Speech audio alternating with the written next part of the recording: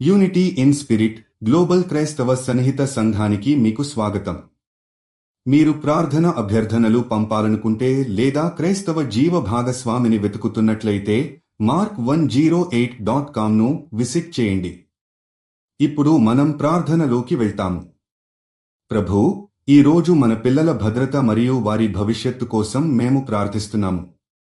మీరు ఇక్కడ ఉండి మీ ఆశీర్వాదంతో పిల్లలపై చూపించే దయ మరియు ప్రేమని మనం పొందగలుగుతామని మేము నమ్ముతున్నాము. ప్రభూ, మీరు మా పిల్లల జీవితాల్లో శాంతి, సంతోషం మరియు సురక్షితమైన మార్గం చూపించగలరని మేము ప్రార్థిస్తున్నాము. వారి మనస్సులు, హృదయాలు మరియు దృష్టిని మీరు సంరక్షించాలి మరియు వారు మీరు చూపించే మార్గంలో నడపండి.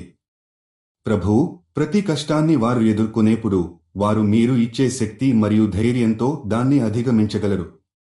వారు ప్రతి పరిస్థితి నుండి నేర్చుకోవాలి మరియు మీరు ఇచ్చే దయ ద్వారా పటుతనాన్ని పొందాలి. ప్రభూ, మీరు ఇస్తున్న ఆత్మవిశ్వాసం, ప్రేమ మరియు నిబద్ధతతో వారి భవిష్యత్తు మీరు నిర్ణయించిన గొప్ప దారిలో ఉండాలని మేము ప్రార్థిస్తున్నాము.